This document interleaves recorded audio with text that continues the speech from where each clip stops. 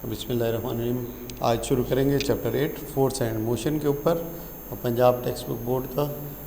हम अभी लास्ट कुछ चंद चैप्टर रह गए हैं इसके बाद ये एक बुक कंप्लीट हो जाएगी। फिर इसके बाद जो बाकी चैप्टर सिलेबस के अंदर मौजूद हैं उनको भी इंशाल्लाह हम कवर करेंगे जो KPK की बुक के अंदर मौजूद हैं। तो सबसे पहले देखते हैं कि जी वोकैबुलरी के अंदर क्या हमें गिवन है। फोर्स क्या चीज़ है? फोर्स क्या चीज़ है? पुश, पुल, फ्रिक्शन, ग्रेविटी। पुश का आपको मालूम है, धक्का देना किसी को। पुल, किसी चीज़ को अपनी तरफ खींचना। फ्रिक्शन, जब एक चीज़ दूसरी चीज़ के ऊपर ट्रैवल करती है, एक चीज़ दूसरी चीज़ के ऊपर सफ़र तय करती है। लेट्स अज्यूम के आप एक पेन ले लेते हैं।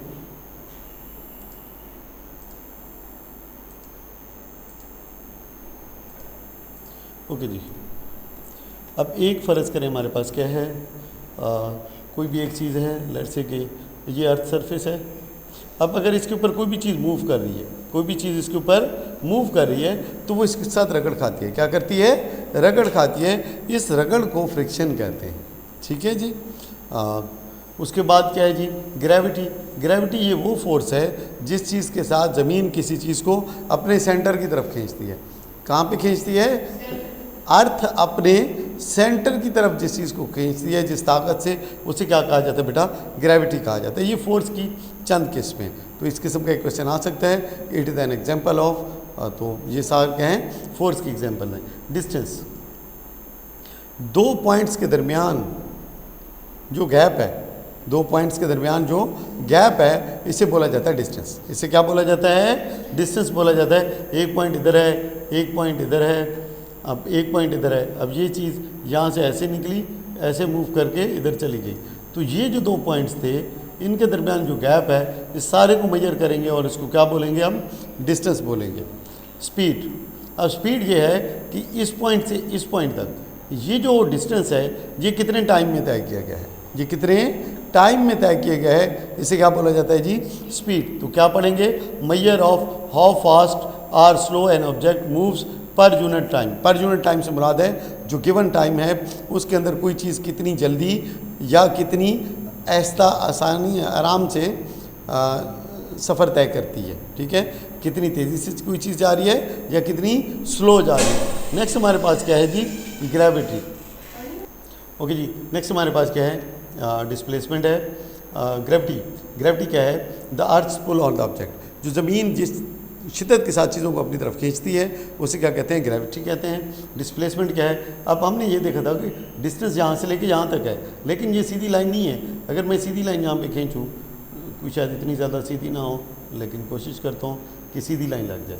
ठीक है, अब यहाँ से लेके यहाँ तक ये जो डिस्टेंस है, जो शॉर्ट है, ये बिल्कुल सीधा है। क्या है? बिल्कुल सीधा है। तो इसे कहते हैं जी डिस्प्लेसमेंट। या अगर मैं इन दो पॉइंट्स को ले लूँ, कौन से? एक पॉइंट ये और ये एक पॉइंट ये। अब ये जो बीच में लाइन है ये बिल्कुल सीधी है। ठीक है, अब ये क्या चीज़ है? डिस्प्लेसमेंट है। शॉर्टेस्ट डिस्टेंस क्या कहलाता है? डिस्प्लेसमेंट। लेकिन एक अगर बंदा पहले यहाँ से इधर गया, इधर से इधर गया, इधर से इधर, इधर से इधर, अब ये डिस्प्लेसमेंट नहीं है, ये क्या है? डिस्टेंस है। ये क्या है? डिस्टेंस है। अच्छा जी, डिस्प्लेसमेंट हो गया। न्यूटन, डिटेल में बात तो चैप्टर के अंदर ही करेंगे, लेकिन न्यूटन क्या है? ये बेटा वो यूनिट है जिससे हम फोर्स को मेजर करते हैं। अच्छा, न्यूटन जो है, देखें न्यूटन के हम ऊपर बात करें तो हर चीज़ को जो मेजर किया जाता है किस चीज़ में किया जाता है? जैसे अगर आप सेब लेने जाएंगे तो क्या कहेंगे? देखिए कितने सेब चाहिए। अगर आपको कोई क्वांटिटी चाहिए तो कैसे बताएंगे? एक सेब दे दो, दो सेब दे दो, ऐसे तो नहीं बोलेंगे। क्या बोलेंगे? किलो दे दो, आधा किलो दे दो, 2 किलो दे दो, 10 किलो दे दो, पेटी दे दो, जो भी है। तो किसी स्टैंडर्ड में बोलेंगे ना। चावल लेने जाएंगे तो क्या बोलेंगे? एक चावल दे दो, 2 चावल दे दो, या 1 दर्जन चावल दे दो। ऐसे तो नहीं होगा। क्या होगा? किलो। केले लेने जाएंगे तो क्या करेंगे? तो यहाँ डोजन में बिकते हैं तो डोजन में लेंगे। ठीक है, अब माल्टा है, यहाँ पे दर्जन में बिकते हैं, आप दर्जन में लेंगे। आप थोड़ा सा आगे सरगोदा साइड पे चले जाएँ तो वहाँ पे ये किलो के हिसाब से बिकते हैं, तो वहाँ पे आप केजी में लेंगे। ठीक है, तो हर चीज़ का एक यूनिट है जिसके अंदर हम उस चीज़ को बताते हैं। तो जो फोर्स है इसको जो मेजर किया जाता है वो किस में मेजर किया जाता है? न्यूटन के अंदर। किसके अंदर मेजर किया जाता है? तो ये बात क्लियर हो गई कि फोर्स का यूनिट क्या है, न्यूटन है। ये रखा गया है, एक साइंटिस्ट हैं सर आइजैक न्यूटन। क्या नाम है? Sir Isaac Newton. ये उनके नाम पे रखा गया है। उन्होंने पहली दफ़ा ग्रेविटी को डिस्कवर किया था। सही है? अच्छा जी, यहाँ तक बात क्लियर होगी, वोकैबुलरी के अल्फाज क्लियर हो गए आपके। आगे चलते हैं जी। यहाँ पे कुछ आपको एग्जांपल्स दिखाई गई हैं फोर्स के हवाले से। लेट्स सी कि जनाब Ali, kicking a football is application of the force on it. तो ये बात ठीक है या गलत है? बिल्कुल दुरुस्त है। हम जब फुटबॉल को किक करते हैं तो हम क्या करते हैं, उसके ऊपर फोर्स क्या कर रहे होते हैं, अप्लाई कर रहे होते हैं। नेक्स्ट हमारे पास क्या है, whatever is thrown upward, जो कुछ भी ऊपर को भेजा जाता है, return to the ground due to the earth push on the object. अगर पुश करती चीज़ों को अर्थ तो ऊपर जाती है, तो और ऊपर को जाती। तो अर्थ क्या करती है? पुश नहीं करती। क्या करती है बेटा? क्या करती है? पुल है जी। ये पुश नहीं है, क्या है? पुल है। Next, force makes the thing at rest move. ये बिल्कुल ठीक है कि जो चीज़ रुकी हुई है, अगर उसके ऊपर हम फोर्स लगाएंगे तो हो सकता है कि वो मूव करे। लेकिन वो किसके ऊपर डिपेंड करेगा कि आप फोर्स कितनी लगा रहे हैं। आप अगर पहाड़ को हिलाना चाहें तो आप पहाड़ तो नहीं हिलेगा, लेकिन एक पेन पड़ा है, बुक पड़ी है, मोबाइल पड़ा है, चेयर पड़ी है, कोई भी ऐसी चीज़ है, आप उसको मूव कर सकते हैं जब आप उसके ऊपर फोर्स अप्लाई करते हैं। नेक्स्ट क्या है, friction stops or tend to stop the moving objects. तो ये बिल्कुल दुरुस्त बात है। ज़मीन के ऊपर जो भी चीज़ मूव करती है उसको फ्रिक्शन का सामना होता है, उसको फ्रिक्शन का सामना होता है। तो फ्रिक्शन की वजह से चीज़ें क्या होती हैं, रुक जाती हैं। और फ्रिक्शन कहाँ पे ज़्यादा होगी? जहाँ पे सरफेस रफ़ है। जहाँ पे सरफेस क्या है? रफ़ है। तो वहाँ पे फ्रिक्शन क्या होती है, वो चीज़ों को ग्रिप करती है, उनको जल्दी रोक लेती है। लेकिन जहाँ पे प्लेन सरफेस होगा, स्मूथ सरफेस होगा, जैसे मार्बल का फ्लोर बना दें, किस चीज़ का? मार्बल का, उसके ऊपर ऑयल लगा दें, मज़ीद स्लिपरी कर दिया, ठीक है। अब आपने फुटबॉल को किक मारी, या आपने उसके ऊपर एक बना ली क्रिकेट की पिच और ले भाई ज़ोर का ग्राउंड शॉट खेला है।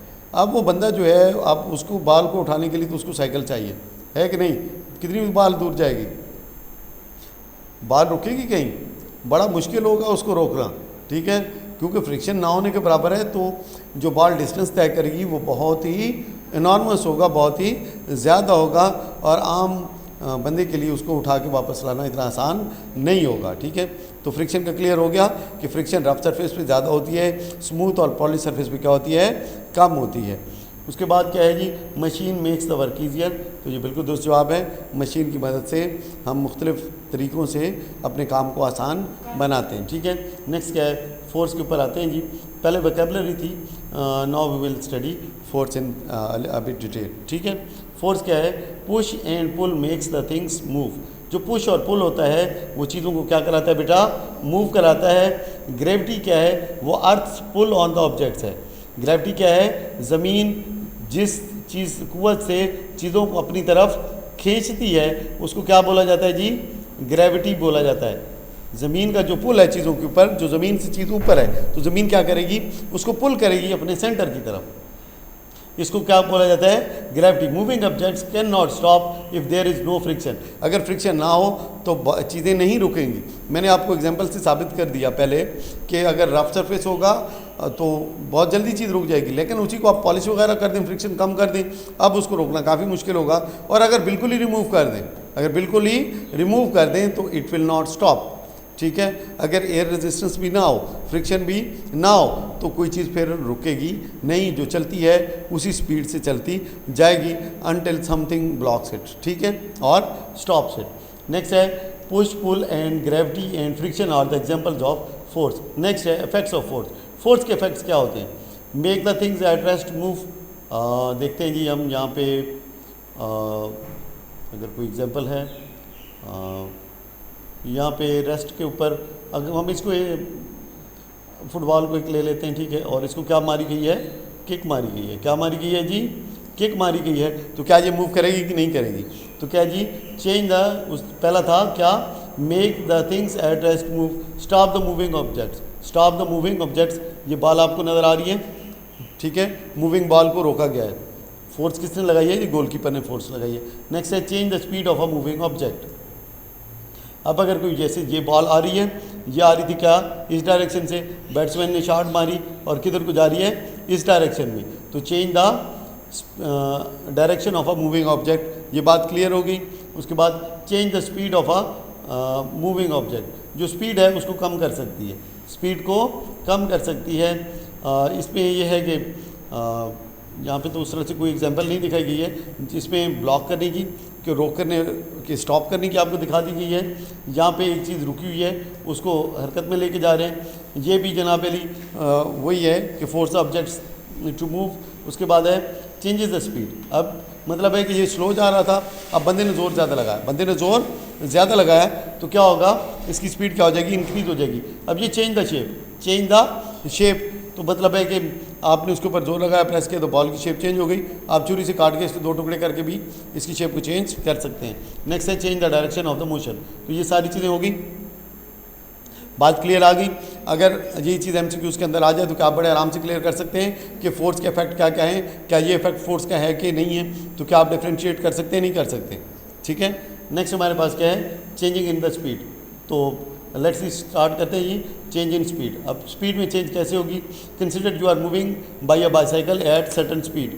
आप बाईसाइकिल एक चला रहे हैं, अगर आपका फ्रेंड पुश करता है बाईसाइकिल को पीछे से तो आपकी बाईसाइकिल की स्पीड क्या हो जाएगी, इंक्रीज़ होगी और ये क्या करेगी, मूव फास्टर करेगी।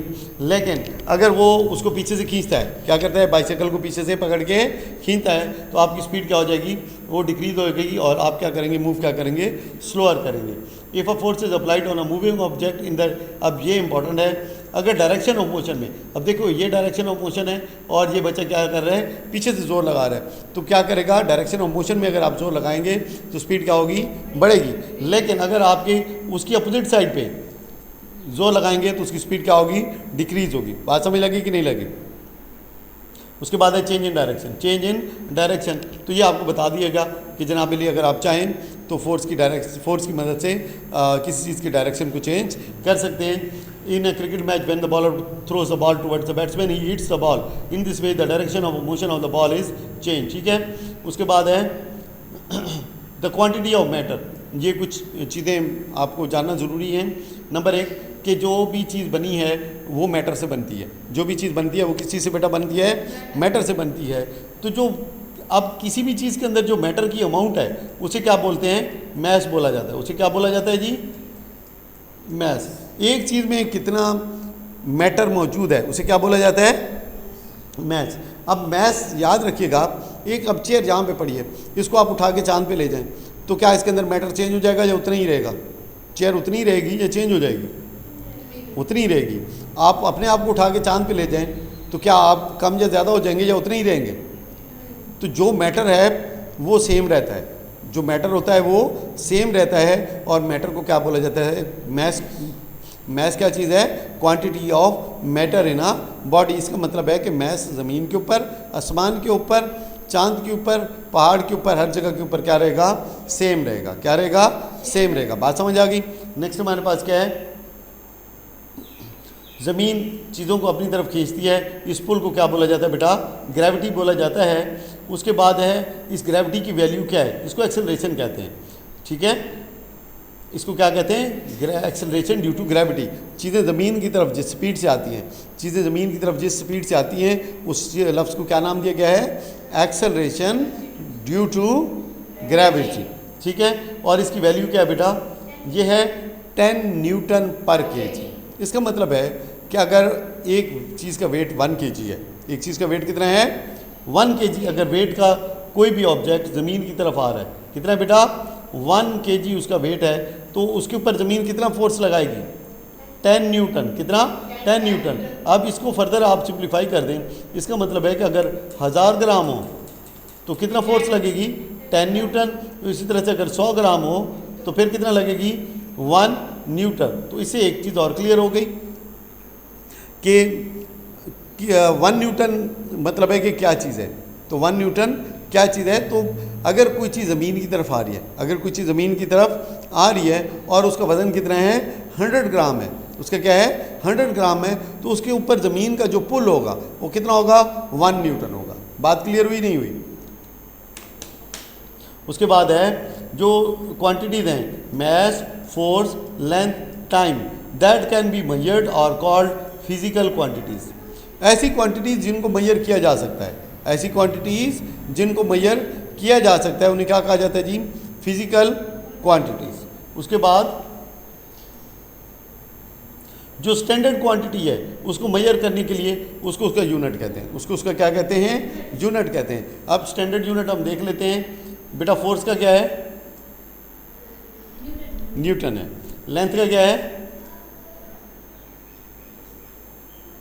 लेंथ किस चीज़ में मेजर की जाती है बेटा? किलोमीटर में। और फिर इससे छोटे क्या हैं जी? मीटर हैं। क्या है? मीटर, फिर मिलीमीटर, ठीक है, फिर उससे भी छोटे मौजूद हैं। अच्छा जी, इस तरह से टाइम है तो टाइम के लिए हम क्या यूज़ करते हैं बेटा? सेकंड्स, फिर मिनट, आवर्स, डेज। तो ये मतलब है फिर बड़े यूनिट आ जाएंगे। एक चीज़ रहेगी मैस। मैस का यूनिट क्या है? केजी। मैस का यूनिट क्या है? केजी। तो केजी से फिर छोटे यूनिट भी मौजूद हैं और बड़े यूनिट भी मौजूद हैं, ठीक है ना। जैसे टन है, क्या है? टन है। उसके बाद क्या है? नीचे दे जाए तो क्या है? ग्राम है, मिलीग्राम है, ठीक है। तो ये यूनिट्स हैं। ये क्या कहलाते हैं बेटा? इसके यूनिट कहलाते हैं। आगे जो स्टैंडर्ड यूनिट है मैस का वो क्या है? केजी है। इससे छोटे यूनिट और बड़े यूनिट मैंने आपको बता दिए, ठीक है। उसके बाद है स्टैंडर्ड यूनिट ऑफ लेंथ और डिस्टेंस इज़ किलोमीटर है। उससे छोटे और छोटे यूनिट मैंने आपको बता दिए, ठीक है। उसके बाद है टाइम की यूनिट भी मैंने आपको बता दिए, ठीक है। तो ये बात क्लियर होगी। आगे चलें। यूनिट ऑफ फोर्स क्या है? यूनिट ऑफ फोर्स अभी आपको बताया था। यूनिट ऑफ फोर्स क्या है बेटा? न्यूटन है। क्या है? न्यूटन है। तो force is the physical quantity. कोई भी ऐसी चीज़ जिसको हम किसी चीज़ की मदद से मेजर कर सकते हैं, क्या बोलेंगे उसको? Physical quantity. कोई भी चीज़ जो मेजर की जा सकती है किसी भी इंस्ट्रूमेंट से, किसी भी आले की मदद से, किसी भी स्केल की मदद से, उसको क्या बोला जाएगा? Physical quantity. अब आपने देखना है कि जो चीज़ बताई जा रही है क्या मेजर की जा सकती है या नहीं की जा सकती। अगर तो मेजर की जा सकती है तो क्या लिखेंगे? फिजिकल क्वांटिटी है। अगर मेजर नहीं की जा सकती तो क्या लिखेंगे? नॉन फिजिकल है, ठीक है। अब नॉन फिजिकल के अंदर क्या चीज़ आती जाती है? हैप्पीनेस। अब आप इसको मेजर नहीं कर सकते। कोई बंदा खुश है, कितनी मिकदार में खुश है, गेज नहीं किया जा सकता, मेजर नहीं किया जा सकता, तो वो क्वांटिटी क्या होगी बेटा? Non physical quantity. इसका यूनिट क्या बेटा? न्यूटन है। न्यूटन को एन से रिप्रेजेंट किया जाता है। न्यूटन लिख रहा हो तो हम क्या लिख लेते हैं? एन लिखते हैं। उसके बाद वेट क्या है? ये फोर्स है। वेट क्या है? एक फोर्स है। देखिए नॉर्मल हालात में आप यूज़ करते हैं जो लफ्ज़ वेट का, तो वो वेट नहीं होता, वो क्या होता है? मैस होता है। वो क्या होता है? मैस होता है। जैसे अच्छा जी, सेबों का वज़न कितना है जी? इनका वेट क्या है? ये 2 kg है। कितना है जी? 2 kg है, ठीक है ना। अब 2 kg तो किसका यूनिट है? मैस का। इसका मतलब हम किस चीज़ की बात कर रहे हैं? मैस की बात कर रहे हैं। जब फोर्स की बात करेंगे और हम वेट लिखेंगे तो उसके आगे फिर यूनिट क्या लिखेंगे बेटा? न्यूटन लिखेंगे। क्या लिखेंगे? न्यूटन लिखेंगे। वेट का जो है it is a gravitational force acting on an object. तो वेट की डेफिनेशन क्या है? ये वो ग्रेविटेशनल फोर्स है जो किसी ऑब्जेक्ट के ऊपर क्या करती है? एक्ट करती है। Symbol use for the weight is W, और डब्ल्यू का जो फार्मूला है इज इक्वल टू mg। मतलब है कि इसी से आप सारी चीज़ें निकाल सकते हैं। कैसे? आपको वेट गिवन है, ठीक है, आपने इनमें से और m और g में से एक गिवन है, तो आप दूसरी निकाल सकते हैं। निकाल सकते हैं? नहीं निकाल सकते। इसी तरह से अगर ये दोनों गिवन है तो आप w की वैल्यू मालूम कर सकते हैं। और इसी तरह से अगर आपको m गिवन है और w गिवन है तो आप g की वैल्यू फाइंड कर सकते हैं। लेकिन आपको w और g गिवन है तो फिर आप किसकी वैल्यू फाइंड कर सकते हैं? m की वैल्यू। फार्मूला यही रहेगा, फार्मूला यही रहेगा। इसको कैसे करेंगे? देखिए अगर हमने m की वैल्यू फाइंड करनी है, g को इधर मरेंगे, g और m आपस में क्या कर रहे हैं? मल्टीप्लाई कर रहे हैं। क्या कर रहे हैं? जब बीच में कोई भी सिंबल नहीं होता तो क्या होती है? मल्टीप्लिकेशन होती है। इस साइड पे जब हम g को इधर मूव करेंगे तो ये क्या हो जाएगा? w over g is equal to m हो जाएगा। बड़े आराम से मालूम कर लेंगे, नहीं कर लेंगे। इसी तरह से अगर आपने फाइंड करनी है किसकी वैल्यू बेटा? g की वैल्यू फाइंड करनी है तो क्या करेंगे? m को इधर मूव कर लेंगे, ठीक है, ये g हो जाएगा और ये क्या हो जाएगा जी?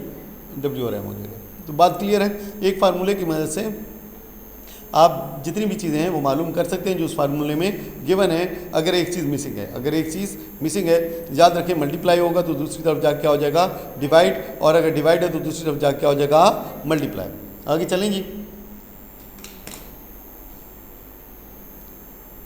ये मैं पहले बता चुका हूँ 10 न्यूटन और 1 न्यूटन वाली पूरी स्टोरी, ठीक है। उसके बाद है द स्टैंडर्ड 1 न्यूटन फोर्स क्या है? वो फोर्स जिससे ज़मीन 100 ग्राम मैस के ऑब्जेक्ट को अपनी तरफ खींचती है। अगर किसी मैस का ऑब्जेक्ट कितना है 100 ग्राम में, ज़मीन उसको अपनी तरफ खींचती है, तो जो फोर्स ज़मीन लगाएगी वो क्या होगी बेटा 1 न्यूटन होगी। ये बात क्लियर हो गई? बात क्लियर हुई नहीं हुई? अगर एक ऑब्जेक्ट है, लेट्स सपोज के एप्पल है, क्या है एप्पल है, और उसका वज़न 100 ग्राम है। कितना है 100 ग्राम है। तो जब ज़मीन उसको अपनी तरफ खींचेगी तो जो फोर्स उस पर लगेगी वो कितनी होगी 1 न्यूटन होगी। कितनी होगी 1 न्यूटन होगी। और अगर वही 1 kg हो तो फिर कितने न्यूटन हो जाएगी 10 न्यूटन। अब एक न्यूमेरिकल है आपके पास कि 5 kg का ऑब्जेक्ट है तो ज़मीन उसके ऊपर कितनी फोर्स लगाएगी। तो हमें पता है कि जो 10 न्यूटन पर kg, अच्छा जी, अगर हमने एक 5 kg का ऑब्जेक्ट लिखा है तो पहले हम पढ़ चुके हैं कि जो फोर्स ज़मीन 1 kg के ऊपर लगाती है वो कितनी है बेटा 10 न्यूटन। तो सिंपल क्या करेंगे 5 को फार्मूला लगाएंगे, W = mg। आपको ज़बानी नहीं हो रहा कोई मसला नहीं है, क्या लिख लें फार्मूला लिख लें W = mg। तो अब ये जो kg में गिवन होता है वो क्या चीज़ होती है मैस होता है। kg में जो चीज़ गिवन होती है वो क्या होती है मैस होती है। m की जगह पे क्या लिख लेंगे हम 5, और g की वैल्यू हमेशा बेटा क्या होती है 10 न्यूटन पर kg। क्या होती है 10 न्यूटन पर kg। याद रखिएगा अगर एक्सेलरेशन आ जाए तो फिर होगी 9.8 मीटर पर सेकेंड स्क्वायर। ये भी जी की ही वैल्यू है, ये भी जी की ही वैल्यू है। ठीक है, क्लियर होगी बात। अगर कोई ऑब्जेक्ट ऊपर से नीचे आ रहा है तो अगर न्यूटन पर केजी में लगाएंगे, किस में लगाएंगे न्यूटन पर केजी में। और बाद दफ़ा यहाँ वैल्यू गिवन होती है, क्वेश्चन के अंदर वैल्यू गिवन होती है कि take the value of g as 10, take the value of g as 10। तो फिर आपने देख लेना है 9.8 और 10 में बहुत छोटा सा डिफरेंस है। ठीक है, तो यूजुअली जो आंसर गिवन होगा वो उसको देख के पता चल जाएगा कि वैल्यू उन्होंने, क्योंकि आपको तो 4 जवाब गिवन होंगे कि वैल्यू 10 ली गई है या 9.8 ली गई है। 9.8 ली गई होगी तो जवाब किस में आ रहा होगा डेसिमल में आ रहा होगा यूजुअली। लेकिन जब 10 ली गई होगी तो वैल्यू क्या आ रही होगी फ्लैट नंबर्स होंगे, डेसिमल नहीं होंगे। तो आपको आइडिया हो जाएगा। आप बहरहाल 10 भी लेके देख लें और 9.8 भी लेके देख लें, जिसमें दुरुस्त जवाब आता है उसके ऊपर क्या कर दें टिक कर दें। अच्छा जी, नेक्स्ट हमारे पास क्या है, ये क्लियर हो गया। इसमें आपको काफ़ी सारे MCQs आज देखने को मिलेंगे। इसके ऊपर मैंने एडिशनल MCQs भी बनाए हुए हैं न्यूमेरिकल्स के ऊपर, ताकि आप उसको बड़े आराम से कर सकें। अच्छा जी, उसके बाद जो मून है, मून के ऊपर जी की वैल्यू कितनी है बेटा, ये याद रखना है 1.6 न्यूटन पर केजी, 1.6 न्यूटन पर केजी। अब देखें ये जो है ज़मीन से तकरीबन 6 गुना कम है। कितना है 6 टाइम्स कम है। क्या है 6 टाइम्स कम है। तो जो ज़मीन के ऊपर वेट है वो चांद के ऊपर 6 टाइम्स कम हो जाएगा, ये याद रखिएगा। अगर एक चीज़ ज़मीन के ऊपर वेट कितना है उसका 20 न्यूटन है, कितना है 20 न्यूटन है। अब चांद के ऊपर कितना होगा, इसको 6 से डिवाइड कर देंगे। क्या कर देंगे 6 से डिवाइड कर देंगे। लेकिन अगर मैस है तो याद रखिए वो तो केजी है, वो तो क्या है केजी है। मैस तो क्वांटिटी ऑफ मैटर है, वो कहीं भी चेंज नहीं होगा। मैंने आपको पहले बताया कि एक चेयर के ऊपर चांद पे ले जाएं तो चेयर चेयर ही रहेगी, कोई चीज़ उसमें कम या ज़्यादा नहीं होगी। तो मैस चेंज नहीं होगा, लेकिन जो वेट है जो न्यूटन में मेजर किया जाता है वो चेंज हो जाएगा, केजी वाली चीज़ चेंज नहीं होगी। समझ आ गई है? आगे चलें। ये कुछ ग्लोब का है, इसके ऊपर आपको सिर्फ MCQ के अंदर ही ब्रीफ कर दिया जाएगा। उसके बाद है इंग्लिश साइंटिस्ट आइजैक न्यूटन, इन्होंने पहले ग्रेविटेशनल फोर्स के ऊपर बात की। उसके बाद है कि एक मेटल ब्लॉक है उसमें 10 बिलियन पार्टिकल हैं। एक मेटल ब्लॉक है उसके अंदर कितने पार्टिकल्स हैं 10 बिलियन पार्टिकल्स हैं। अगर हम मून पे ले जाएं तो इसके कितने पार्टिकल्स रहेंगे 10 बिलियन ही रहेंगे, कोई चीज़ चेंज नहीं होगी क्योंकि ये मैस है। ये क्या है क्वांटिटी ऑफ मैटर है, मैस है, तो मैस चेंज नहीं होगा। बात समझ आ रही है नहीं आ रही? नेक्स्ट है newton the unit of, okay यहाँ एक लाइन रहेगी, the position where the same force of gravity acts on two objects of different masses, the object with bigger mass has the greater weight. कि अगर gravity same है, gravity same है तो जिस चीज़ का मैस ज़्यादा है उसके ऊपर ज़मीन की फोर्स क्या लगेगी ज़्यादा लगेगी। जैसे अगर आप ऊपर से एक चूंटी को छोड़ दें और ऊपर से आप एक मोटे ताज़े बंदे को छोड़ दें, अब किस चीज़ के ऊपर फोर्स ज़्यादा लगेगी? बंदे के ऊपर ज़्यादा लगेगी और चूंटी बड़े आराम से नीचे आके चलना शुरू हो जाएगी। लेकिन जो बंदा है अब वो क्या होगा जनाब अली, उसका कुछ उम्र निकल जाएगा। ठीक होगी बात, आगे चलें। न्यूटन क्या है? The unit of force. The SI unit of force is Newton. It is named after the English scientist sir Isaac Newton. On the earth, a body of mass 100 gram has a weight of about 1 Newton. For example, a medium-sized apple has a mass about 100 gram. The gravitational pull on this apple is 1 Newton. Approximately, its weight is 1 Newton. The Earth's gravitational field strength is 10 Newton per kg. ये अब एक very important MCQs है, ख्याल रखिएगा भाई कि ज़मीन की जो ग्रेविटेशनल फील्ड स्ट्रेंथ है। अब ग्रेविटेशनल फील्ड क्या होता है? ग्रेविटेशनल फील्ड क्या होता है? वो सारा एरिया जहाँ पे कि ज़मीन लेट्स से कि दिस इज़ अर्थ, तो अब ये क्या है? ग्रेविटेशनल फील्ड है। अब इसका मतलब है कि यहाँ पे अगर किसी भी पॉइंट पे कोई भी ऑब्जेक्ट मौजूद है तो ज़मीन उसको क्या करेगी बेटा?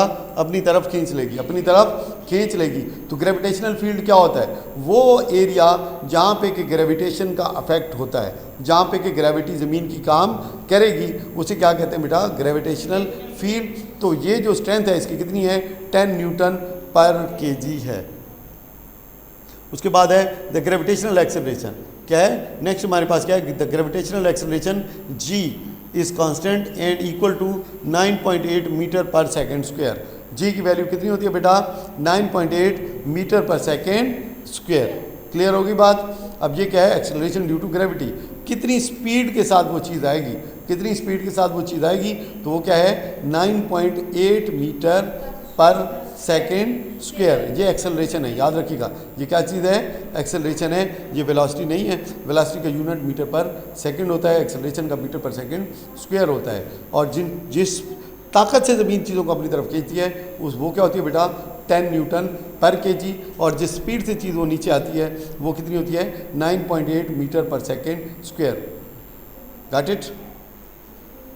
नेक्स्ट हमारे पास क्या है? एक इक्वेशन दी गई है कि एक वुडन ब्लॉक है 45 किलो का, ठीक है। जी की वैल्यू क्या है? अब उन्होंने गिवन है 10 मीटर पर सेकंड स्क्वायर है। कितनी है? 10 मीटर पर सेकंड स्क्वायर है। आपने क्या करना है जनाब अली? क्या मालूम करना है? Calculate the weight. तो वेट का फार्मूला क्या है? mg। तो ये जो kg है ये क्या चीज़ है? मैथ है। m की जगह कितने लगा देंगे? 45। जी की जगह क्या डाल देंगे? 10। सिंपल जवाब किस में आएगा? ये। अच्छा, अब ये ख्याल करना है, वहाँ पे हो सकता है 450 kg लिखा हो। वेट मालूम करना है ना? क्या मालूम करना है? वेट। तो जो हम नॉर्मल वेट को मेजर करते हैं किस में करिए मेजर करते हैं? केजी में कहते हैं ना कि इसका वेट कितना है, केजी में क्या कर लेते हैं। तो अब ये वेट वो वाला वेट नहीं है, ये वो फोर्स है जिससे ज़मीन चीज़ों को अपनी तरफ खींचती है, और इसको मेजर किस में करेंगे? न्यूटन में। ये मिस्टेक नहीं करनी है, ये बहुत बड़ी मेजर मिस्टेक है जो बच्चे पेपर में अक्सर कर जाते हैं। यहाँ पे 450 kg लिखा होगा, वो न्यूटन की बजाय किसको खींच देगा? kg को देख देगा, खींच देगा, और जवाब क्या हो जाएगा? गलत हो जाएगा। ठीक है। नेक्स्ट हमारे पास क्या है? फोर्स को किससे मेजर किया जाता है? तो स्प्रिंग बैलेंस होता है। क्या चीज़ होता है जी? Spring balance. इसको फोर्स मीटर कहते हैं। इसको क्या कहते हैं? फोर्स मीटर कहते हैं। तो पढ़ते हैं, force is measured by using an instrument called force meter. The force meter is the spring balance which is of 2 types. तो स्प्रिंग बैलेंस कितने किस्म के होते हैं बेटा? 2 किस्म के होते हैं। एक के अंदर क्या होता है? एक्सटेंशन स्प्रिंग, और दूसरे के अंदर क्या होता है? Compression spring. एक्सटेंशन स्प्रिंग में स्प्रिंग नीचे को खींच जाता है, और कंप्रेशन स्प्रिंग में स्प्रिंग ऊपर उठ जाता है। ठीक होगी बात? एक एक्सटेंशन के जरिए और एक कंप्रेशन के जरिए काम करते हैं। नेक्स्ट हमारे पास क्या है? Relationship between speed, distance and time. तो ये जो पिछला टॉपिक था ये तकरीबन जहाँ पे क्लियर हो गया है। नेक्स्ट टॉपिक की तरफ बढ़े, relation between speed, distance and time. Next हमारे पास क्या है जी? Relationship between speed, distance and time. तो जैसे हमने देखा कि W = mg, इसी तरह से स्पीड, डिस्टेंस और टाइम के एक ही फार्मूले की मदद से सारी चीज़ें मालूम की जा सकती हैं। देखिए जी, force is needed to make a body move.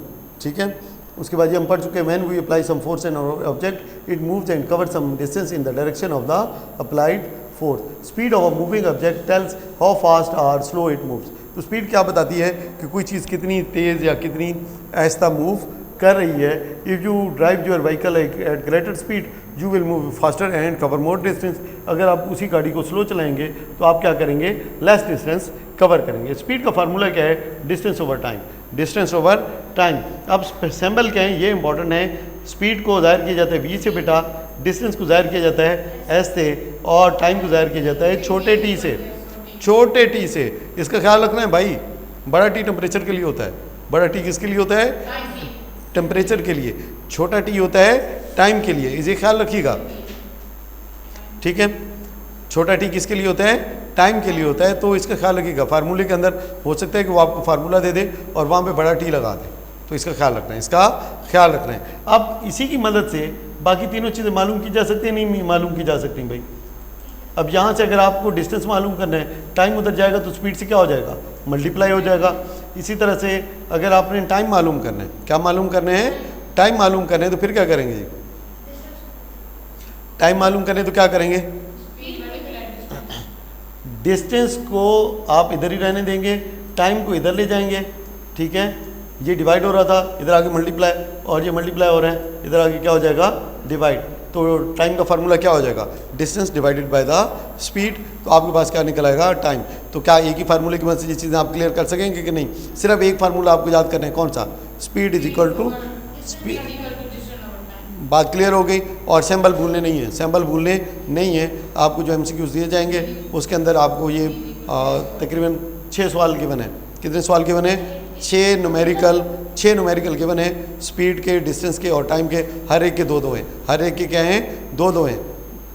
उसके बाद अब ये एक पहला आ गया, the unit for measuring speed can be derived by dividing the unit of distance, kilometre और मीटर। देखें, जो अब स्पीड है तो कैसे निकालेंगे? डिस्टेंस अगर कवर किया है किस में? किलोमीटर में, और टाइम किस में है? आवर में है, तो उसका फिर यूनिट क्या बन जाएगा? Kilometre per our, kilometre per our. लेकिन अगर डिस्टेंस किस में है? मीटर में है, और टाइम किस में है? सेकंड में है, तो आप उसकी स्पीड क्या बताएंगे? Metre per second, metre per second. इसका मतलब होता है इसकी स्पीड इतने मीटर है इतने सेकंड्स के अंदर, या इसकी स्पीड इतने किलोमीटर है 1 घंटे के अंदर। बात क्लियर होगी कि नहीं होगी? ठीक है। अच्छा जी, a boy runs 240 metre in 80 seconds, calculated speed. तो स्पीड क्या होता है? Distance divide by time. इसको इसके साथ डिवाइड किया। देखिए, ये यहाँ से भी आपको पता चल जाता है, ये मीटर ऊपर पड़ा है, इधर देखिएगा, यहाँ पे ये मीटर ऊपर पड़ा है, इसको ऊपर ही रहने देंगे, ये कैंसिल नहीं हुआ। देखें, जैसे नंबर कैंसिल होते हैं तो ऐसे सिंबल भी कैंसिल होते हैं। जो सिंबल कैंसिल नहीं होगा जो जवाब का हिस्सा होगा, जो सिंबल कैंसिल नहीं होता वो जवाब का क्या होता है? पार्ट होता है। अब सेकंड नीचे पड़ा है, तो याद रखिएगा बेटा कि जो चीज़ नीचे होती है उसकी पावर माइनस में होती है। उसकी पावर किस में होती है? माइनस में होती है। तो जिसकी पावर 1 हो उसको लिखा नहीं जाता, जिसकी पावर 1 हो उसको लिखा नहीं जाता। तो लेकिन -1 हो तो उसको लिखते हैं, -1 हो तो उसको लिखते हैं। अब ये क्या है कि 3 मीटर, इसको क्या पढ़ा जाएगा? पर सेकेंड। और इसको एक दूसरा तरीकेकार भी लिखने का क्या है? 3 मीटर पर सेकेंड। ये दोनों सेम ही हैं। बात समझ लगी कि नहीं लग गई? ठीक है। नेक्स्ट है जी, इसके फार्मूले जो मैंने आपको पहले ही बता दिए, ठीक है। नेक्स्ट हमारे पास क्या है? टाइप ऑफ स्पीड कितनी किस्म की है? नेक्स्ट देखते हैं टाइप ऑफ स्पीड कितनी है। यूनिफॉर्म स्पीड, वेरिएबल स्पीड और एवरेज स्पीड। अगर एक चीज़ एक ही स्पीड से जा रही है, मतलब है कि पहले घंटे में भी 4 किलोमीटर, दूसरे घंटे में भी 4 किलोमीटर, फिर तीसरे घंटे में भी 4-4 किलोमीटर, तो स्पीड क्या चेंज हुई? नहीं, इसे कहते हैं यूनिफॉर्म स्पीड। जब एक चीज़ जो अगर टाइम सेम है, टाइम क्या है? सेम है, तो जो डिस्टेंस वो तय करेगी वो भी क्या होगा? सेम ही होगा। इसे कहते हैं यूनिफॉर्म स्पीड। नेक्स्ट हमारे पास क्या है? Variable speed. अब टाइम हमने सेम रखना है, टाइम क्या रखना है? हमने सेम रखना है, लेकिन जो डिस्टेंस वो कवर करेगी वो क्या होगा? डिफरेंट होगा। वो क्या होगा? डिफरेंट होगा। इसे कहते हैं फिर वेरिएबल स्पीड। इसे क्या कहते हैं? Variable speed. पहले घंटे में उसने कवर किया कितना? 4 किलोमीटर, दूसरे में कितना तय कर दिया? 6 हो गया, फिर कितना कर दिया? 7। अब ये कौन सी स्पीड है? वेरिएबल स्पीड है। एवरेज स्पीड हम ये अज्यूम करें ये 1 आ रहा है, ये भी 1 आ रहा है, ये भी क्या है? 1 आ रहा है। एवरेज के लिए, यूनिफॉर्म के लिए हमने क्या किया? पहले में 4, दूसरे में भी 4 और तीसरे में भी 4। अब एवरेज क्या होगी बेटा? इन सबको सम कर लेना है। इन सबको क्या कर लेना है? सम। टोटल कितना हो जाएगा? 4, 6, 10 और 17, और कितने हो जाएंगे? 17 डिवाइड बाय 3। तो यहाँ से आपको क्या मिल जाएगी? Average speed. एवरेज स्पीड क्या होती है?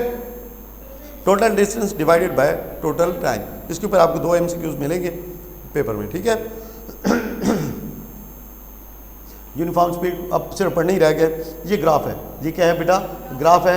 ये है स्पीड टाइम ग्राफ। देखें ग्राफ को कैसे बोला जाता है?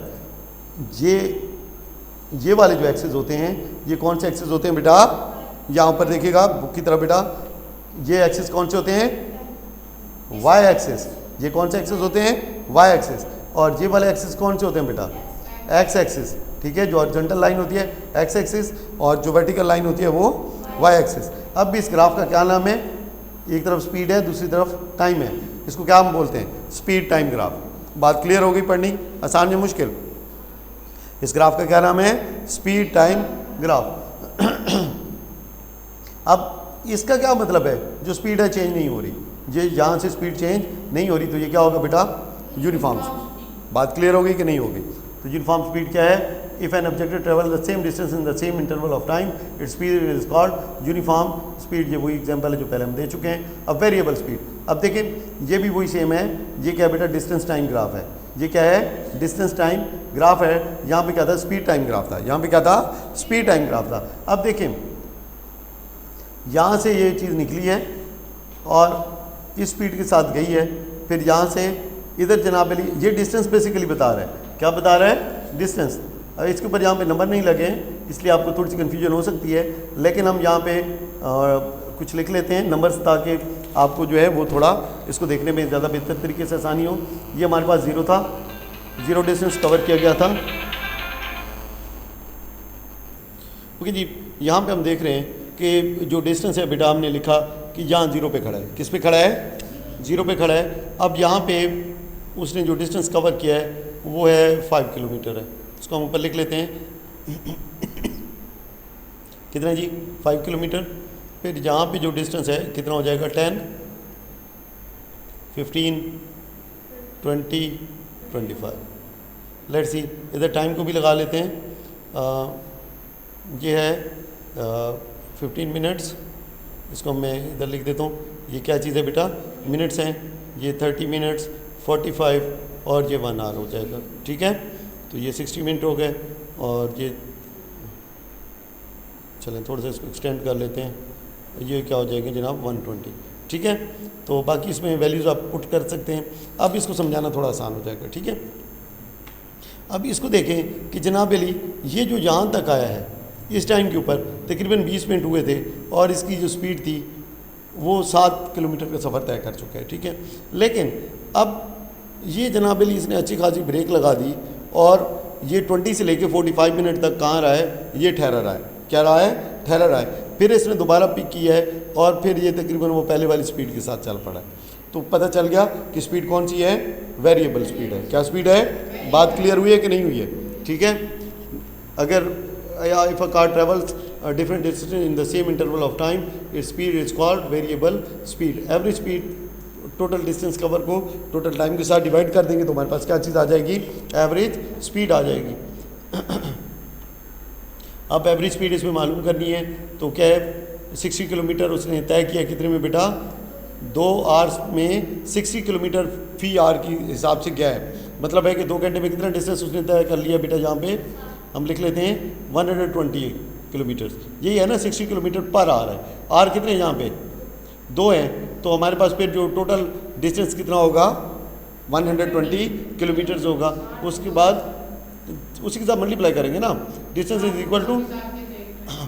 Equal to speed multiply time, speed multiply time, तो क्या होगा 60 multiply by 2 is equal to 120 kilometre. उसके बाद अब है 40 kilometre per hour for the next 2 hours. तो नेक्स्ट हमारे पास कितना हो गया, 120 पहले किया था, 40 मल्टीप्लाई 2 किया तो हमारे पास कितना जवाब आ गया बेटा, 80 आ गया। ठीक है, अब ये डिस्टेंस हमारा हो गया।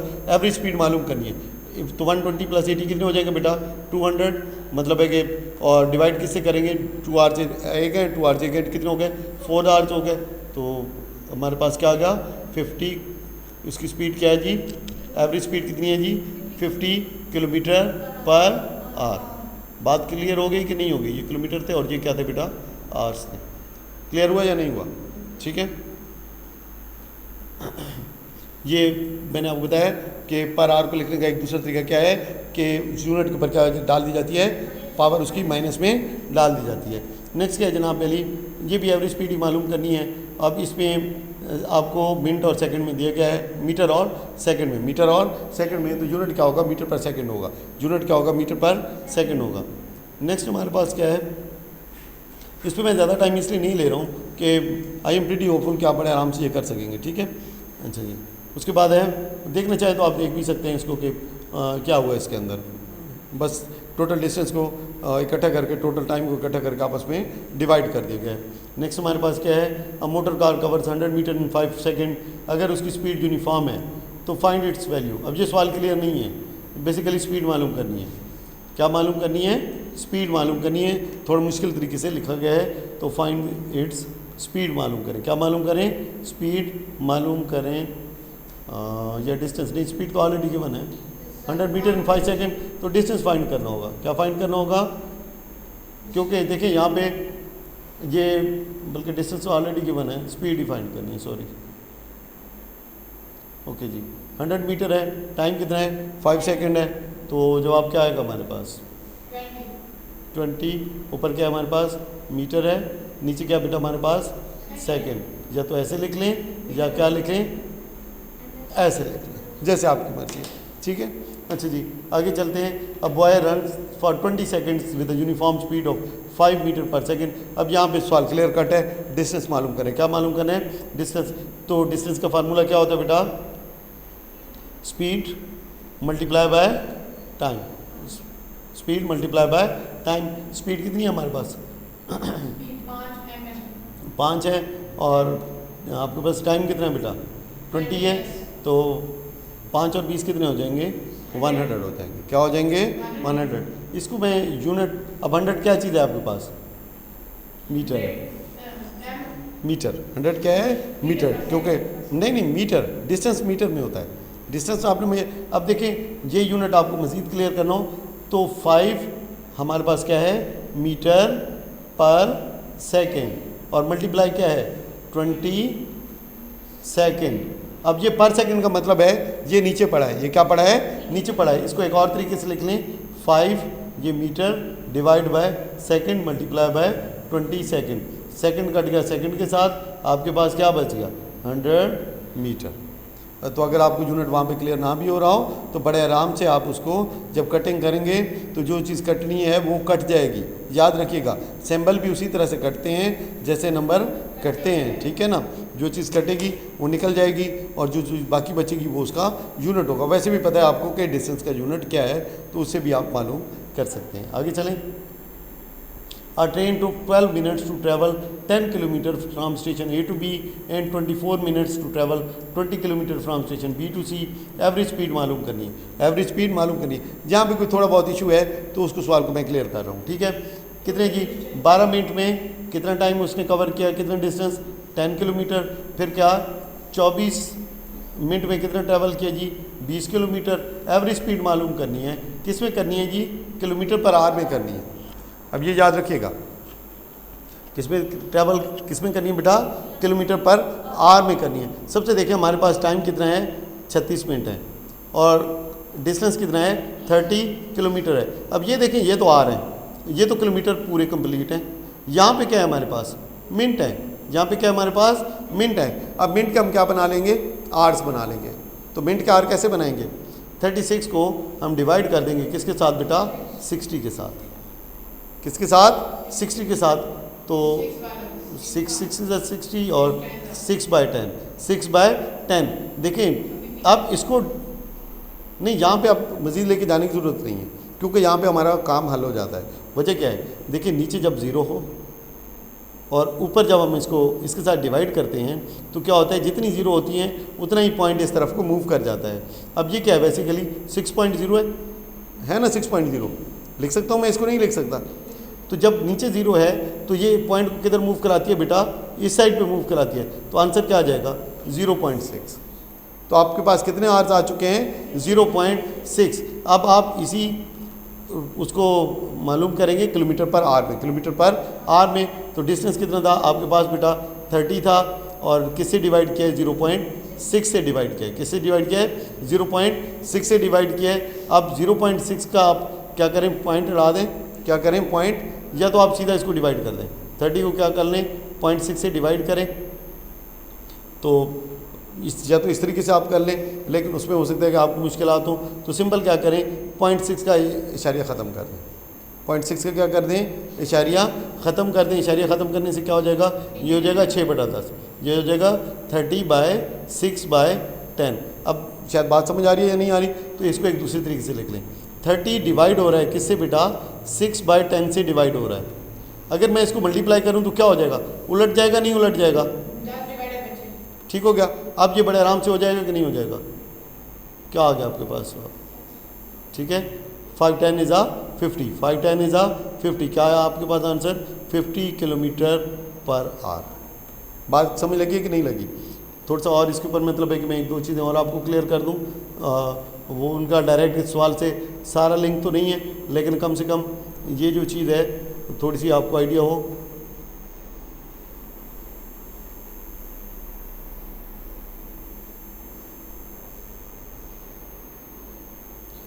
ओके, हमारे पास था कि हमने फाइंड क्या करना है, स्पीड फाइंड करनी है किसके अंदर, km/h के अंदर। किसके अंदर, km/h के अंदर। लेकिन हमारे पास जो टाइम था गिवन था किसके अंदर बेटा, मिनट के अंदर, जबकि डिस्टेंस ऑलरेडी मौजूद था किसके अंदर, किलोमीटर के अंदर ही। इसको तो चेंज नहीं करना, ठीक है। अब 36 मिनट को मैं कैसे लिख सकता हूँ घंटों में, 36/60। अगर आप इसको रिड्यूस ना करें, ऐसे ही रहने दें, इसको रिड्यूस ना करें, ऐसे ही रहने दें, तब भी जवाब सेम ही आएगा, तब भी जवाब सेम ही आएगा। Let's do it. क्या जी, हमारे पास हमें मालूम करना है क्या है, उसकी एवरेज स्पीड। एवरेज स्पीड, तो एवरेज स्पीड क्या होता है, टोटल डिस्टेंस, लिख लिया। डिवाइड बाई क्या होता है, अब मैंने डिवाइड दूसरी तरह लिखा है क्योंकि दूसरी तरफ नंबर क्या आ रहा है, फ्रैक्शन में आ रहा है। क्या आ रहा है, फ्रैक्शन में आ रहा है, आसानी के लिए। तो क्या हो जाएगा बेटा, 36/60। जहाँ पे डिवीजन होता है, जब ये मल्टीप्लाई होता है तो नंबर्स क्या हो जाते हैं, उलट जाते हैं। तो 30 × 60/36, ठीक होगी बात। अब क्या हो जाएगा बेटा, 610 इज़ 60 एंड 66 इज़ 36, 65 इज़ 30। कोई इशारिया नहीं, कुछ भी नहीं, सिंपल जवाब।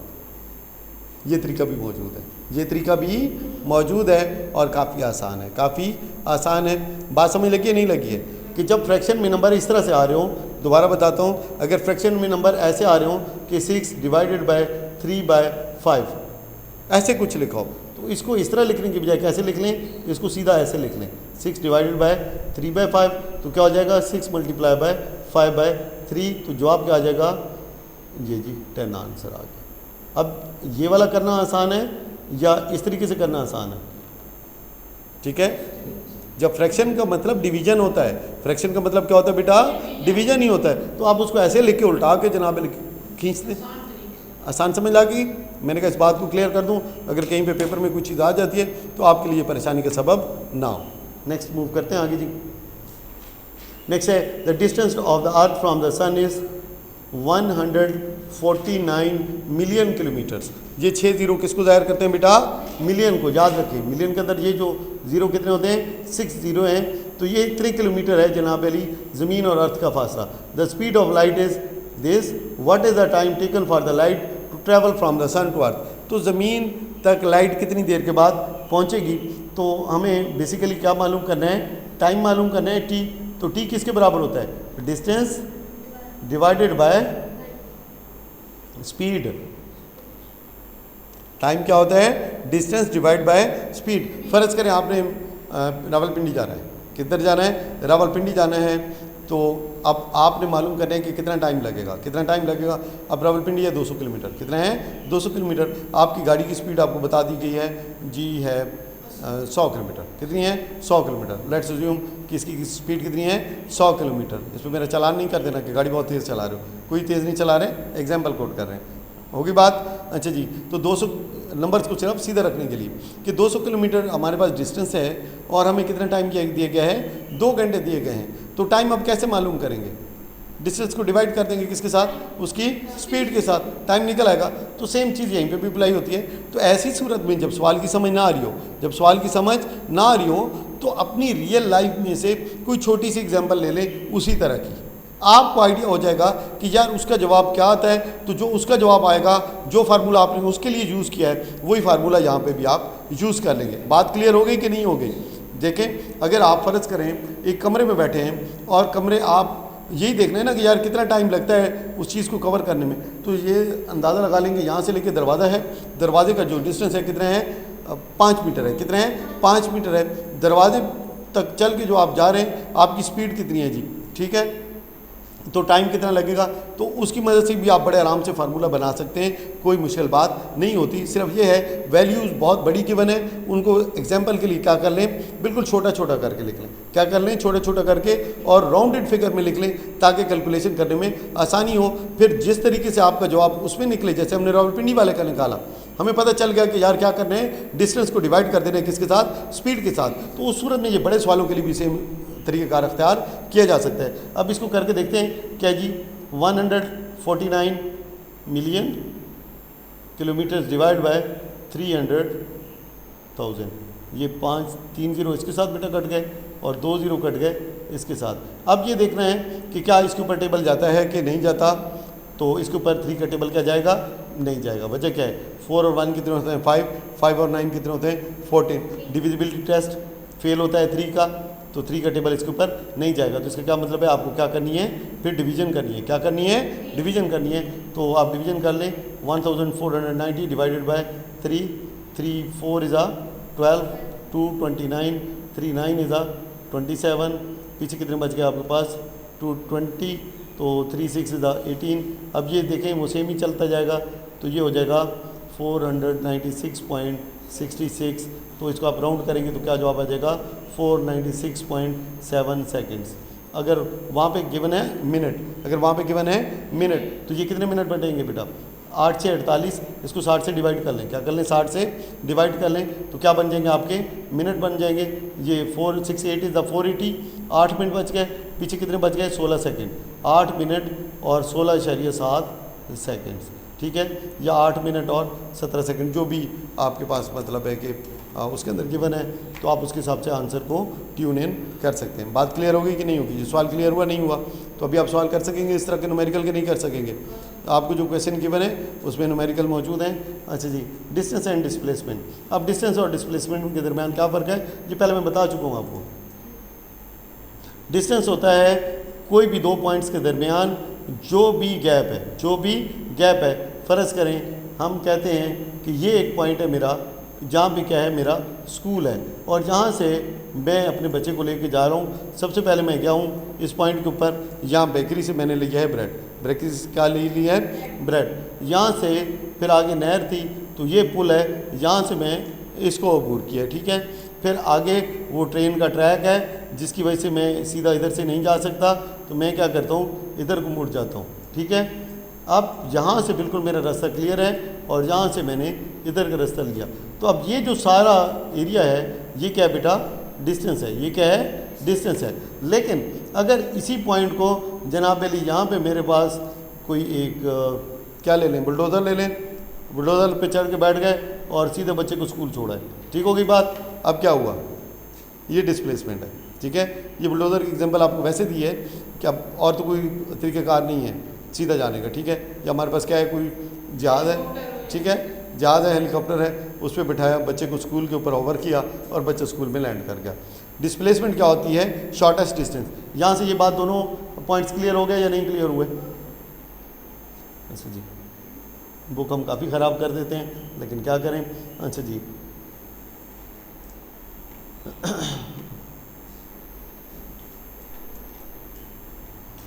Displacement from P to S, तो ये क्या है बेटा, 3 मीटर है, गिवन है। लेकिन अगर आप ऐसे गए, पहले Q पॉइंट पे गए, फिर R पे गए, फिर S पे आए, तो अब ये जो चीज़ है ये डिस्टेंस है। ये भी चीज़ क्या है, डिस्टेंस है। ये एग्जांपल मैंने आपको पहले भी दी थी। बात समझ लगी कि नहीं समझ लगी। नेक्स्ट हमारे पास क्या है, डिस्टेंस टाइम ग्राफ है। डिस्टेंस टाइम ग्राफ है the relationship between 2 variable quantities. जैसे 2 वेरिएबल क्वांटिटीज़ मतलब है कि एक चेंज हो रही होती है, दूसरी भी चेंज हो रही होती है, उसको हम ग्राफ की मदद से शो कर सकते हैं, उसको हम ग्राफ की मदद से शो कर सकते हैं। ग्राफ में जो वर्टिकल साइड होता है उसे क्या कहते हैं, वाई एक्सिस, और जो हॉरिजॉन्टल होती है उसे क्या कहते हैं, एक्स एक्सिस। ये जनाब अली इंपॉर्टेंट है, ये चीज़ें यहाँ पे मेंशन करना लाजमी है, इसके बगैर इसकी कोई वैल्यू नहीं है एक डिस्टेंस टाइम ग्राफ में। अच्छा जी, तो बाकी इसके अंदर कोई ऐसी चीज़ नहीं है जो आपके पेपर कैसा बन सके इस डिस्टेंस टाइम ग्राफ के हवाले से। नेक्स्ट है contact and non contact forces. Next हमारे पास क्या है, contact and non contact forces. तो फोर्सेस जो है इसकी जो है दो कैटेगरीज होती हैं। कितनी कैटेगरी होती हैं बेटा, दो कैटेगरीज होती हैं। नंबर एक कंटैक्ट फोर्सेस, वो फोर्स जिसमें के फिजिकल कंटैक्ट की ज़रूरत है दूसरी चीज़ को मूव कराने के लिए या उस पर कुछ काम करने के लिए या उसमें कोई चेंज लाने के लिए, उसे कहते हैं कौन सी बेटा फोर्स, कंटैक्ट फोर्स। अब कंटैक्ट फोर्स की कुछ एग्जांपल हैं, ये क्या है, पुश और पुल। पुश और पुल, पकड़ेंगे नहीं खींचेंगे नहीं तो ना पुश होगा ना पुल होगा, तो ये कौन सी फोर्स है, कंटैक्ट फोर्स। कंटैक्ट बना हुआ है, कंटैक्ट बना हुआ है। नेक्स्ट क्या है, मस्कुलर फोर्स। अब मस्कुलर फोर्स भी कंटैक्ट फोर्स है। मस्कुलर फोर्स भी क्या है, कंटैक्ट फोर्स है। जब तक आप कंटैक्ट नहीं करेंगे तो आप मतलब है कि किसी भी चीज़ को मसल्स की मदद से मूव नहीं करा सकते, ठीक है। The muscular force of animal and humans is applied. Muscular force is also an example of contact force. Clear होगी बात। नेक्स्ट है, when a boy stops pedalling the bicycle facing the frictional force. अब नीचे जो force लग रही है इन दो चीज़ों के बीच में, वो कौन सी फोर्स है बेटा, फ्रिक्शनल फोर्स है। तो जब अगर बाइक एयर में होता, लेट्स सपोज कि अगर बाइक एयर में होता तो फिर ज़मीन की फ्रिक्शन काम न करती, तो ये भी क्या फोर्स है, एक कंटैक्ट फोर्स है। कौन सी फोर्स है बेटा, कंटैक्ट फोर्स है जी। रफ सरफेस पे ज़्यादा होती है, शाइनी और पॉलिश सरफेस पे कम होती है। नेक्स्ट हमारे पास क्या है, मैकेनिकल फोर्स। मैकेनिकल फोर्स वो फोर्स है जो मशीन्स की मदद से अप्लाई की जाती है, ठीक है। कौन सी फोर्स है, जो मशीन्स की मदद से अप्लाई की जाती है। पढ़ लेते हैं, force is required for lifting heavy object, such force is provided by machines like cranes. The force exerted by the machine is called mechanical force. जो मशीन फोर्स एग्जर्ट करती है वो कौन सी फोर्स होती है, मैकेनिकल फोर्स होती है। और ये भी, इसको भी देखो, कंटैक्ट की ज़रूरत है, कंटैक्ट की ज़रूरत है, तो मैकेनिकल फोर्स भी कौन सी फोर्स है, कंटैक्ट फोर्स है, ठीक है। लेकिन ये भी याद रखिएगा कि मशीन अपने तय से कोई भी काम नहीं कर सकती। मशीन अगर कोई भी काम करना है तो उसको एनर्जी रिक्वायर्ड है, उसको एनर्जी रिक्वायर्ड है इन सम फॉर्म, कि कोई डिफरेंट फॉर्म, मुख्तलिफ हालतें होती हैं एनर्जी प्रोवाइड करने की, but machines can not do the job at their own, they need energy from some source, ठीक है। किसी भी सोर्स से उनको एनर्जी चाहिए होती है। नॉन कंटैक्ट फोर्सेस वो हैं जिनको कि फिजिकल कंटैक्ट की ज़रूरत नहीं है, and they act from a distance, they act from a distance, वो एक फासले से अमल करती हैं, वो एक फासले से अमल करती हैं। ऐसी फोर्सेस को नॉन कंटैक्ट फोर्स कहा जाता है। मैग्नेटिक फोर्स कौन सी फोर्स है बेटा, नॉन कंटैक्ट फोर्स है। अच्छा जी, अब ये नॉर्थ और साउथ पोल हैं, ये आपस में देखें, जो एक जैसे पोल्स होते हैं वो आपस में एक दूसरे को रिपेल करते हैं। जैसे मैं बता दूं, एक एग्जांपल है, अगर एक लड़का है दूसरा भी लड़का बैठा हुआ है तो वो आपस में क्या करते हैं, एक दूसरे को धक्के मारते हैं। लेकिन अगर एक लड़का है और एक मतलब है कि लड़का नहीं है तो क्या वो दूसरी लड़की को धक्के मारेगा उस तरह से जैसे लड़कों को मारते हैं। मैं ये वैसे जनरल एग्जांपल आपको दे रहा हूँ, ठीक है। तो जो एक जैसे होते हैं वो एक दूसरे को क्या करते हैं, ये मैंने सिर्फ रियल लाइफ से आपको एग्जांपल दे दी ताकि ये भूले ना, ताकि ये भूले ना। जो एक जैसी चीज़ें होती हैं वो एक दूसरे को पुश करती हैं, क्या करती हैं, रिपेल करती हैं, रिपेल करती हैं, ठीक है। और जो नेगेटिव अपोजिट फोर्सेज होती हैं वो एक दूसरे को रिपेल नहीं करती, क्या करती हैं, अट्रैक्ट करती हैं। नेक्स्ट हमारे पास क्या है, इलेक्ट्रोस्टैटिक फोर्स। क्या है जी, इलेक्ट्रोस्टैटिक फोर्स है। उसके बाद हमारे पास क्या है, ग्रेविटी फोर्स है। पहले आप इसके ऊपर काफ़ी पढ़ चुके हैं, काफ़ी आप इसके ऊपर पहले पढ़ चुके हैं। सिर्फ इलेक्ट्रोस्टैटिक फोर्स ये देख लीजिएगा कि बैलून और जो पेपर हैं, बैलून और जो पेपर हैं इनके दरमियान जो फोर्स है वो कौन सी फोर्स है, इलेक्ट्रोस्टैटिक फोर्स है। इलेक्ट्रोस्टैटिक फोर्स काफ़ी बड़ा टॉपिक है, उसको फिलहाल नहीं छेड़ते, ठीक है। आगे देखेंगे ग्रेविटी। तो ज़मीन बॉल ऊपर से उसने नीचे फेंका बॉल तो नीचे गया है, तो कौन सी चीज़ है जो उसको नीचे खींच रही है, ग्रेविटी। तो इन चारों फोर्सेस में आपने देखा, मैग्नेटिक फोर्स हो गई, इलेक्ट्रोस्टैटिक फोर्स हो गई, ग्रेविटी हो गई। ये जो फोर्सेस हैं ये दरमियान में कोई कनेक्शन नहीं था, फिर भी काम हो रहा था, है कि नहीं ऐसी बात।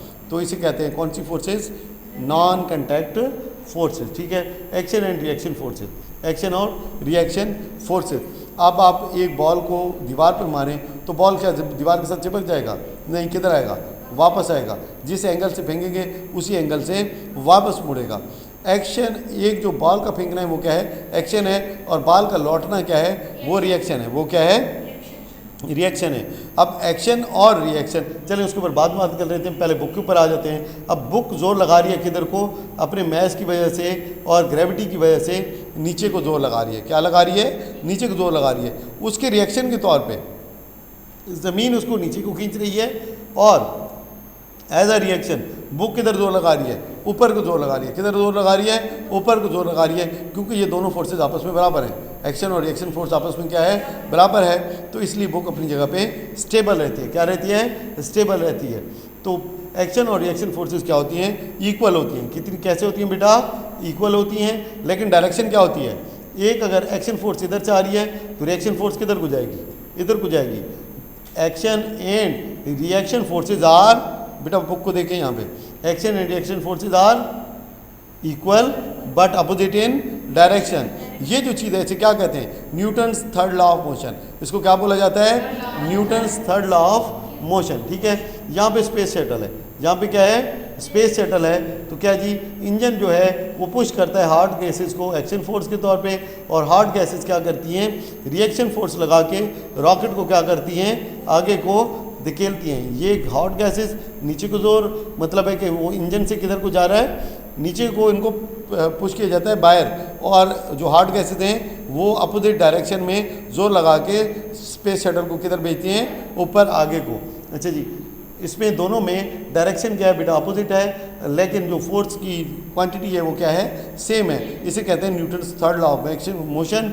To every action there is an equal and opposite reaction, this is Newton's third law of motion. Now we move to the key points. ये हमने पढ़ लिया, इसको पढ़ लिया, force can change the direction. ये इसमें से कोई भी ऐसा पॉइंट नहीं है जो कि हमने उसके अंदर डिस्कस ना किया हो। लेट्स मूव कि अगर न्यूमेरिकल आप ये कर सकते हैं तो उसका मतलब है आप बड़े आराम से इसको क्लियर कर लेंगे। पहली बात, N example of contact force, electrostatic, magnetic, muscular या ग्रेविटी। क्या जवाब है इसका, मस्कुलर फोर्स। नेक्स्ट क्या है, the force between two negatively charge particles. तो वो क्या करती है उनको बेटा, रिपेल करती है। क्या करती है, रिपेल का मतलब होता है धक्का मारना। क्या मारना, धक्का मारना, दूर धकेलना। नेक्स्ट क्या है, which statement is true for every action force there is equal and opposite reaction. कहाँ पे है, equal and reaction force in opposite direction. ठीक होगी बात। The earth's pull on the object is called, जमीन के पुल को क्या कहा जाता है, gravity. A batsman hit the ball to the bowler, which effect of force is seen, change of direction. ठीक है, अच्छा जी, उसके बाद which one of the following statement is correct, कि 1 metre is equal to 1000 kilometre. तो ये बात क्या है, दुरुस्त है कि नहीं है, हाँ ठीक है, सही कह रहे हो, ये बात क्या है, दुरुस्त नहीं है। 1 मीटर 1000 किलोमीटर के बराबर थोड़ी होता है। Newton is the unit of force, तो ये बात क्या है, बिल्कुल दुरुस्त है। 1 घंटे में कितने सेकंड होते हैं, 60 सेकंड होते हैं। तो metre per second is the unit of displacement, metre per second is the unit of displacement. तो ये भी बात दुरुस्त है, ये भी बात दुरुस्त लिखी हुई है। अगर आप डिस्प्लेसमेंट का यूनिट देखें कि फ़र्ज़ करें उसने 60 मीटर इतने सेकंड में तय किया, तो ये मीटर पर सेकंड उसका फिर बन जाएगा यूनिट। ठीक है, यूनिट अपनी तरफ से भी बनाया जा सकता है, देखते हुए कि कौन कौन सी चीज़ें उसके अंदर इन्वॉल्व है। तो क्या ये आसान हो गया, मुश्किल हो गया, विच one of the following statement is not correct. तो इसको देख लीजिएगा, आखिरी सवाल है, ये आपके लिए छोड़ दिया है। बाकी ये चीज़ें contact, displacement, speed, non contact, gravitational force, ये सारी की जा चुकी हैं। ये जो चीज़ें हैं, ये जो नेक्स्ट होगा MCQs, उसके अंदर मतलब है कि प्रॉपर तरीके से आपको ब्रीफ कर दिया जाएगा इसके ऊपर। तो that was it gentleman, we did it, chapter 8 Punjab text book board. Video went bit lengthier, it took a bit over an hour, but we tried to make it very clear so that it is easy for you to understand the concepts mentioned in this chapter. Thank you very much.